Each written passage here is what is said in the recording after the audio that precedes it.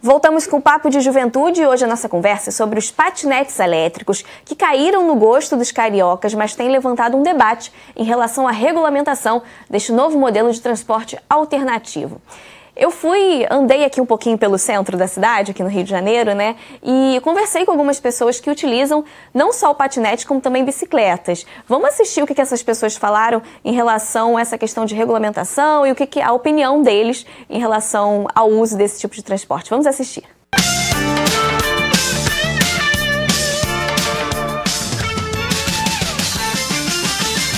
Acho prático demais. Para o espaço que a gente tem aqui no Rio, é fantástico para poder andar. Claro que é perigoso para você andar numa rua movimentada, mas aqui nesses espaços, né, na cidade, dá para andar tranquilamente. Acha um transporte seguro? Olha, eu acho seguro. Pelo menos os lugares onde eu ando aqui são seguros, sim. Eu geralmente pego essa orla daqui da Praça Mauá até a Praça 15 ou até a Cinelândia. Geralmente esse trajeto do centro. O problema é que não tem lugar para você andar de bicicleta na cidade. Eles colocam todas essas bicicletas e a gente mal tem uma ciclovia decente para andar. Aí um carro desses aí, esses motoristas de carro que mal enxergam um ciclista, os caras não enxergam nada. Pegam um ciclista, a pessoa fica sem uma perna, fica sem um braço. Essa questão do seu aparato todo, né, essa segurança, é necessário para usar esse tipo de transporte alternativo? O senhor sempre se preocupou com isso? Eu sempre me preocupei com isso, porque realmente é perigoso, não tanto pelo transporte, mas pela própria cidade, que é uma cidade um tanto bárbara, né? Os ciclistas não são realmente respeitados. Existe uma hierarquia, né, do mais forte para o mais fraco, né? E aqui o mais forte se impõe ao mais fraco. Enfim, quando você está num passeio público como esse, é mais tranquilo. Mas quando você chega nas vias, né, é muito perigoso porque não tem faixa para ciclista, né? Não tem isso. Isso torna o uso urbano da bicicleta no Rio de Janeiro algo muito útil, mas também muito perigoso. É preciso uma campanha de conscientização sobre os acidentes que podem acontecer, até porque, por exemplo, eu já peguei num dia de chuva e eu quase caí porque é escorregadio esse piso aqui da Praça 15. Então tem que estar avisando as pessoas sobre o perigo e falar para elas se prevenirem, tá pegando o patinete com consciência, fazendo o melhor uso dele. Eu acho que é essencial ter que usar equipamento de segurança, ainda mais com a educação do trânsito que a gente tem. Eu acho que se tiver lugares específicos seria algo muito bom, assim como tem sido com as bicicletas, terem as ciclovias. Eu acho que seria muito bom se tivesse isso aqui no centro, que é um pouco meio que inviável, né? Bom, acho que foi unanimidade aí a questão do respeito entre os modais, né, Vitor? É o que a gente reforçou, que a gente falou, na verdade, no primeiro bloco. Exatamente. As entrevistas foram ótimas e reforçam a importância da educação e o respeito para com o próximo. E principalmente dos veículos maiores para com os menores. Outra coisa que eu achei super importante, que foi reforçado por várias pessoas que foram entrevistadas, foi a questão da ausência de infraestrutura para bicicletas e para patinetes. O medo de se pedalar e patinar nas ruas. E o Código de Trânsito nos dá esse direito de pedalar e utilizar o patinete nas ruas. Isso é um problema sério. E aí o foco não é exatamente na utilização de equipamentos de segurança do ciclista e do usuário de patinete, sim na velocidade desses veículos. Pois é, isso que eu ia questionar vocês, porque uma das questões da regulamentação é em relação ao uso de equipamentos de segurança, que a gente viu também ali que foi reforçado por eles. Alguns ali já usam, né, já tem essa consciência. Vocês acreditam que tem que ser uma responsabilidade do próprio usuário ou, de repente, os patinetes, as bicicletas fornecerem esse tipo de equipamento? O que vocês acham? Eu acho que se fosse obrigatório, iria reduzir bastante o uso. A gente, na Transporte Ativo, cita uma série de pesquisas nesse sentido, de que países aí pelo mundo que têm essa experiência da obrigatoriedade do equipamento de segurança, principalmente para o ciclista, acaba reduzindo o uso.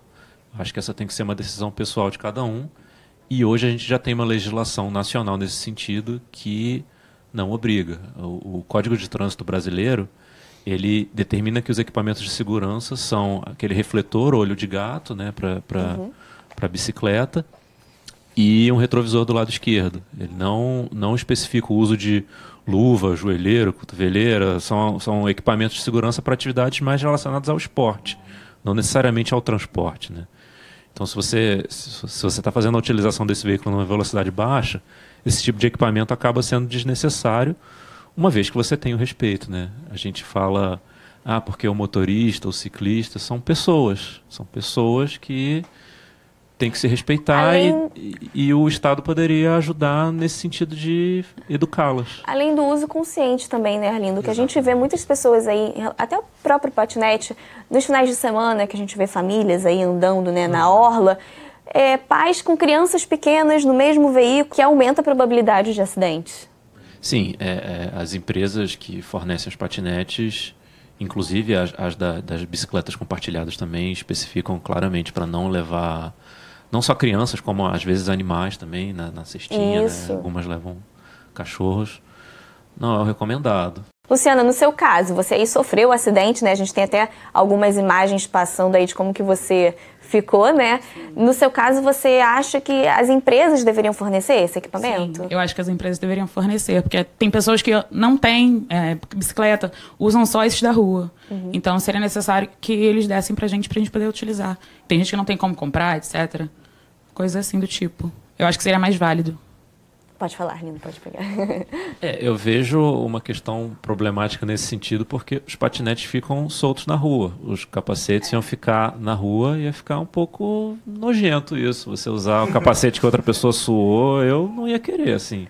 Se o Estado me obrigasse a usar numa legislação, eu não me sentiria confortável em seguir teria que essa pensar em legislação. várias formas para adequar aí, né? Exatamente. Tanto ao usuário, quanto à empresa, quanto ao poder público, né? É um assunto que aí a gente precisa realmente adequar para satisfazer a todo mundo. Luciana, você conhece outras pessoas que já se acidentaram?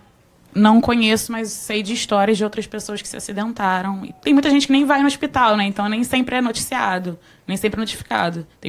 Eu, por exemplo, não fui para o hospital. Eu segui... Machuquei, me limpei e tal, segui o trabalho.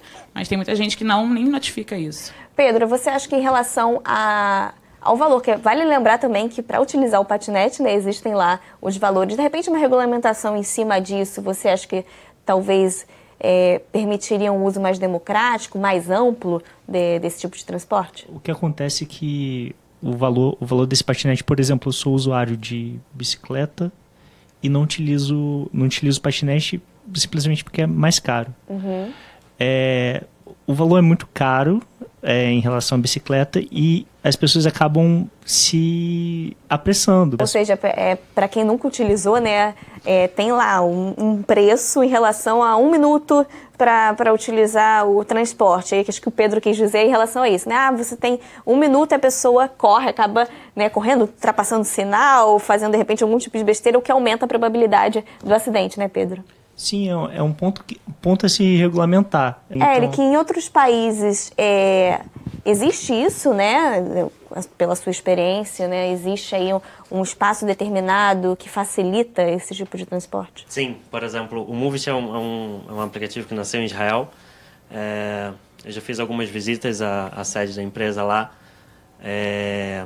E Tel Aviv, por exemplo, é uma cidade que eu consegui acompanhar em todas as visitas que eu fiz o crescimento do uso do patinete. A primeira vez que eu fui só havia a Bird, que é uma das empresas que atuam lá agora, e havia também um grande uso de pessoas usando patinete privado, que compraram e utilizavam como primeira e última milha. E já nessa última vez que eu fui, já haviam mais 4 empresas novas fornecendo serviço também, entendeu? Cada uma com seu preço, nenhuma delas forneciam capacetes, etc. Lá existe uma infraestrutura bem melhor que a do Brasil, de certo modo. Existe mais educação no trânsito, apesar do trânsito ser bem caótico também. Então, assim, facilita bastante o uso. Nos deslocamentos que eu fazia em Tel Aviv, que é na capital, que é a cidade que tem, por enquanto, os serviços de patinete, eu consegui me locomover por toda a cidade, utilizando os patinetes e tudo mais, entendeu? E nas ciclovias ou nas ruas, se necessário, e sem problema nenhum. Tá ótimo. Gente, eu queria agradecer muito a presença de vocês. Acho que a gente conseguiu chamar a atenção para vários pontos, né, em relação a essa regulamentação, para provocar aí uma reflexão, não só nos usuários, como também no poder público, Quero agradecer mais uma vez a presença de vocês. Muito obrigada. Até uma próxima. Espero vocês mais uma vez aqui para a gente acompanhar, né, como é que ficou essa situação dos patinetes aqui no Rio de Janeiro. E muito obrigada a você que acompanhou o nosso bate-papo de hoje. Para rever esse programa, acesse o nosso site www.alerj.rj.gov.br. Nós também estamos nas redes sociais. Acompanhe a gente. Até semana que vem com mais Papo de Juventude. Até lá!